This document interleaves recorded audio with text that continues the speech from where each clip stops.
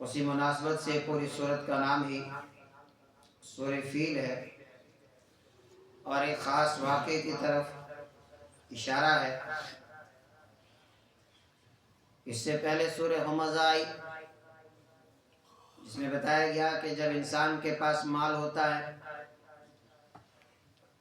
اور اگر اس کے اندر پھر خوف خدا نہ ہو، اس کا تعلق اللہ کے ساتھ نہ ہو، پھر کیسی کیسی بری خصلتیں اس کے اندر پیدا ہو جاتی ہے۔ دوسروں کے عیب تلاش کرتا ہے، دوسروں کو تانے دینا، مال سے محبت کرنا۔ تو یہی مال کی محبت جب انسان کے دل میں بیٹھ جاتی ہے، پھر وہ انسان کس حد تک جا پہنچتا ہے۔ فرمایا پھر یہ مال کی محبت، یہ دولت کی محبت انسان کو خانہ کعبہ کو گرانے کے لیے تیار کرتی ہے۔ یہی کچھ یمن کے بادشاہ ابرہہ کے ساتھ ہوا۔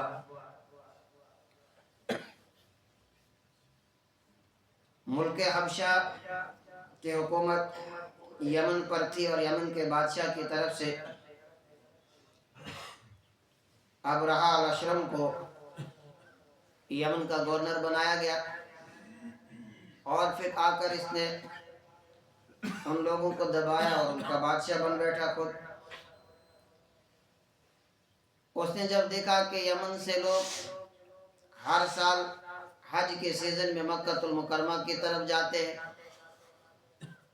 اور جوک در جوک لوگ جا رہے ہیں، معلوم کیا کہ یہ کیا بات ہے۔ بتایا گیا کہ لوگ مکہ المکرمہ جاتے ہیں، حج کے لیے جاتے ہیں، وہاں خانہ کعبہ ہے، اس کی زیارت کے لیے، اس کے دیدار کے لیے یہ لوگ جوک در جوک جاتے ہیں۔ چونکہ مال کی محبت تھی، اس نے کہا ہو یہ تو کمائی کا اچھا سیزن ہے کہ ہمارے اتنے لوگ یہاں سے وہاں جاتے ہیں، تو کیوں نہ ہم یہیں پر ایک کعبہ بنا لیتے ہیں۔ یہ لوگ وہاں جانے کے بجائے یہیں آ جائیں اور پھر باہر کے لوگ بھی آ جائیں گے۔ جس طرح ہم کہتے ہیں کہ ٹورسٹ کا سیزن ہے، جس سال کمائی اچھی ہے، تو وہی حال اس کا بھی۔ تو اس نے کہا کہ اتنے لوگ وہاں جاتے ہیں، وہاں کیوں جائیں گے، یہ سب ادھر آئیں گے، کمائی سب ہماری ہوگی، پیسہ سب ہمیں ملے گا۔ اس کے لیے اس نے یمن کے شہر صنعاء کے اندر ایک مکان تعمیر کروایا، ایک کنیسہ بنوایا، لکڑی کا تیار کروایا، اس کے اندر سونا اور چاندی یہ ساری چیزیں لگائی، بہت خوبصورت کر کے اس نے اس کو بنایا اور اعلان کر دیا کہ بھائی آج کے بعد اب کسی کو بھی مکہ جانے کی ضرورت نہیں ہے۔ تم جو حج کے لیے وہاں جاتے تھے، خانہ کعبہ کے دیدار کے لیے جاتے تھے، اب تو ہم نے یہی بنا دیا، اب یہاں آؤ گے۔ لیکن چونکہ عرب تھے، اگرچہ شرک کے اندر وہ لوگ مبتلا تھے، لیکن بیت اللہ کی محبت ان لوگوں کے دلوں کے اندر کوٹ کوٹ کے بھری ہوئی تھی، اور ابراہیم علیہ السلام کے دین پر ہونے کا ان کا دعویٰ بھی تھا، تو کسی حد تک توحید کے کچھ نہ کچھ اثرات ان کے اندر پائے جاتے تھے۔ جب عربوں کو اس چیز کا پتہ چلا تو انہوں نے کہا اچھا اس کی اتنی ہمت کہ ہمارے خانہ کعبہ کے مقابلے میں کوئی کعبہ بنائے اور پھر لوگوں کو یہاں آنے سے روکے اور وہاں آنے کی دعوت دے۔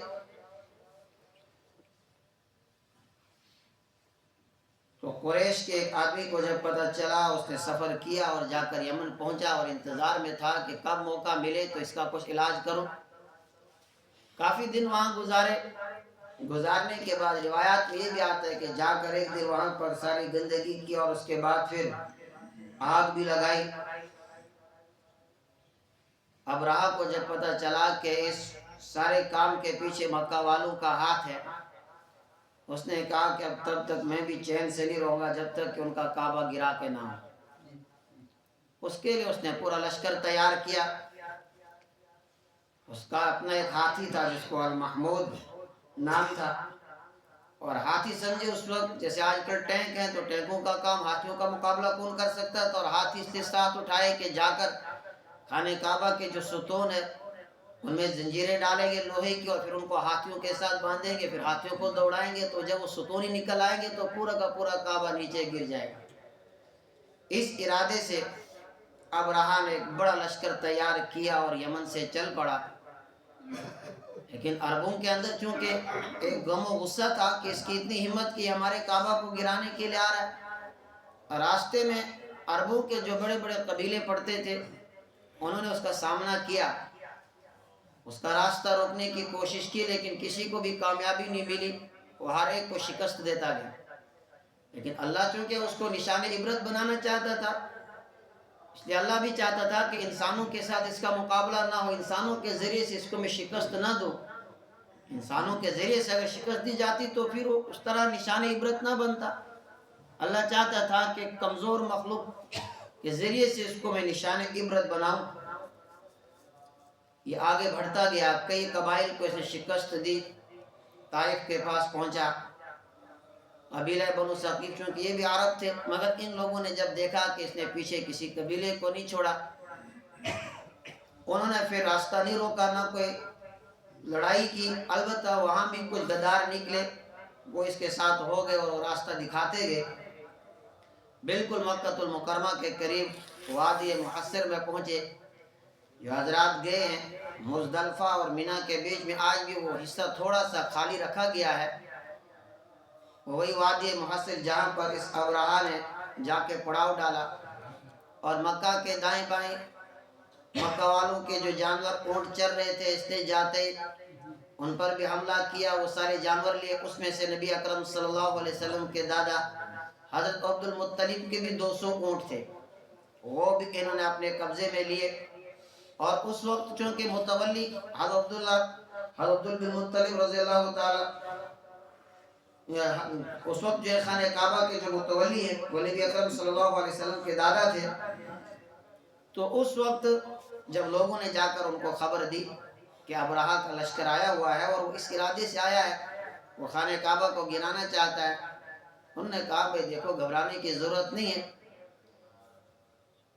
آپ لوگ ایسا کرو اپنا سامان اٹھاؤ اور پہاڑوں میں میدانوں میں نکل جاؤ، اللہ تبارک و تعالیٰ خود اپنے گھر کی حفاظت کرے گا. اس کے بعد ابرہہ نے اپنا ایک سفیر بھیجا عبد المطلب کے پاس، اور عبد المطلب جب گئے دیکھا کہ ایک بڑی سی کرسی اس کے لیے لگائی گئی ہے، لیکن اللہ رب العالمین نے عبد المطلب کو جو حسن اور جو رعب عطا کیا تھا، ان کا جو چہرہ تھا بالکل وجیح تھا، جو بھی دیکھتا تھا وہ مرعوب ہو جاتا تھا. ابرہہ نے بھی جب ان کے چہرے کو دیکھا وہ اپنی کرسی سے نیچے اتر آیا اور ان کے ساتھ نیچے زمین پر بیٹھا. جب ان کے ساتھ گفتگو ہوئی، ابرہہ نے کہا کہ تمہیں معلوم ہے میں کیوں آیا ہوں؟ کہا معلوم ہو چکا ہے کہ آپ خانہ کعبہ کو گرانے کے ارادے سے آئے ہیں. تو کہا کچھ کہنا چاہتے ہو؟ انہوں نے کہا میں نہیں کچھ کہوں گا. کہا اس لیے کہ ہم تمہارا مقابلہ بھی نہیں کر سکتے، نہ تم سے لڑ سکتے ہیں، بس میری ایک ڈیمانڈ ہے. کہا میرے 200 اونٹ تمہارے لوگوں نے اپنے قبضے میں لیے ہیں، وہ اونٹ چھوڑ دیے جائیں. تو ابرہہ ہنسنے لگا، کہا کہ میں تو آپ کو بڑا عقل مند سمجھتا تھا، جب آپ آئے تھے تو آپ کا رعب میرے اوپر آیا تھا، لیکن آپ نے جب گفتگو کی تو اس سے تو پتہ چلا کہ آپ کی سوچ تو بہت پست ہے کہ میں آیا ہوں خانہ کعبہ کو گرانے کے لیے اور تجھے اپنے اونٹوں کی پڑی ہے. تو حضرت عبد المطلب نے جواب دیا انا رب الجمل ولہذا البیت رب، کہ میں تو اونٹوں کا مالک ہوں، اس گھر کا بھی ایک مالک ہے، وہ جانے اس کا کام جانے، وہ خود اپنے گھر کو بچائے گا. اور ابرہہ نے آرڈر نکالا کہ بھائی ان کے اونٹ واپس کر دیے جائیں. اونٹ واپس دے دیے گئے. اس کے بعد جب عبد المطلب واپس آئے، لوگوں کو کہا کہ بھائی یہاں سے نکل جاؤ، اور خود جا کر بیت اللہ کے پاس گڑ گڑایا ہے. جسے میں نے پہلے ہی کہا کہ توحید کے کچھ اثرات، اور خاص کر کے اگر ان کے اشعار کو پڑھا جائے ان کے اندر بھی توحید ہی توحید ہے. وہاں جا کر انہوں نے خوب اللہ کے سامنے گڑ گڑایا کہ تیرا گھر ہے تو خود اپنے گھر کی حفاظت فرما. اور جب صبح ہوئی، ابرہہ نے جب آگے بڑھنے کا ارادہ کیا تو اسی وقت سمندر کی طرف سے چھوٹے چھوٹے پرندے آئے، اور جھنڈ کے جھنڈ پرندے آئے. چھوٹی چھوٹی کنکریاں ان کے چونچ میں تھی اور انہوں نے وہ کنکریاں برسانی شروع کر دی.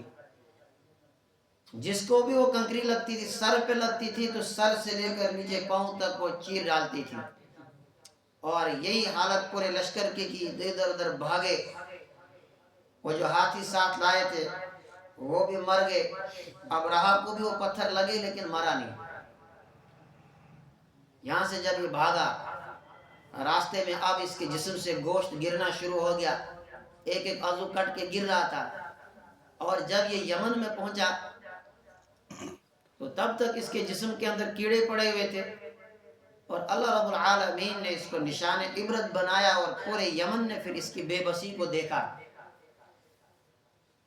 کہ اللہ کے دین کو مٹانے کے لیے اس کے گھر کو گرانے کا جو ارادہ کرتا ہے، اور پھر جو مال کی محبت نے اس کو اکسایا تھا کہ میں سارا مال کماؤں، ساری دنیا کے لوگ ادھر آ جائیں گے، کہا یہ دیکھو اس کا انجام کیا ہوتا ہے۔ اور اس واقعے کے ذریعے سے چونکہ رحمت دو عالم صلی اللہ علیہ وسلم کی آمد کی بھی بشارت دینی تھی، یہ واقعہ چونکہ حضور علیہ السلام کے پیدائش سے 50 یا 55 دن، اور بعض روایت میں آتا ہے 70 دن پہلے، یعنی بہت قریب کے زمانے میں 50 یا 55 دن پہلے یہ واقعہ پیش آیا ہے، اور مکہ والوں کو یاد دلایا جا رہا ہے، کیا تمہارے سامنے یہ واقعہ پیش نہیں آیا؟ تمہارے کعبہ کو گرانے کے لیے ابرہ آیا تھا، تم کچھ نہ کر سکے تھے، کس طرح میں نے ان کو واپس کیا، اس گھر کی میں نے حفاظت کی۔ سمجھایا جا رہا ہے کہ مان جاؤ، اگر نہیں مانو گے تو پھر کہیں تمہارے ساتھ بھی ایسا سلوک نہ ہو جائے۔ الم تر کیف، کیا آپ نے نہیں دیکھا، کیف فعل ربک، ایسا معاملہ کیا تیرے رب نے، باصحاب الفیل، ہاتھی والوں کے ساتھ، وہ جو ہاتھیوں کا لشکر لے کر آئے تھے، کیا دیکھا نہیں آپ نے، آپ کے رب نے ان کے ساتھ کیا معاملہ کیا۔ الم یجعل کیدہم، کیا نہیں کر دیا ان کی تدبیروں کو، فی تضلیل، بیکار، وہ جو منصوبے بنا کر آئے تھے کہ بس اب جا کے ہم خانہ کعبہ کو گرائیں گے، پھر ہم عیسائیت کو پھیلائیں گے، پھر یہ کریں گے، بڑے منصوبے بنا کے آیا تھا۔ اللہ کہہ رہا الم یجعل کیدہم فی تضلیل، کیا آپ کے رب نے ان کے تمام منصوبوں کو بیکار نہیں کر دیا۔ وَأَرْسَلَ عَلَيْهِمْ، اور بھیج دیا ان پر، طَيْرًا أَبَابِيلَ، پرندوں کے جھنڈ، چھوٹے چھوٹے پرندے آئے۔ آپ خود سوچیں کہ چونچ میں کتنی بڑی کنکری آ سکتی ہے، وہ کنکریاں ان کے اوپر برسائی گئی، بس ان کنکریوں نے پھر میزائل کا کام کیا۔ تَرْمِيهِمْ بِحِجَارَةٍ مِّن سِجِّيلٍ، ترمیم، جو ان پر مارتے تھے، بِحِجَارَةٍ مِّن سِجِّيلٍ، کنکر کی پتھریاں، یعنی مٹی کے کنکر کی چھوٹی چھوٹی پتھر ان کے اوپر پھینک رہے تھے۔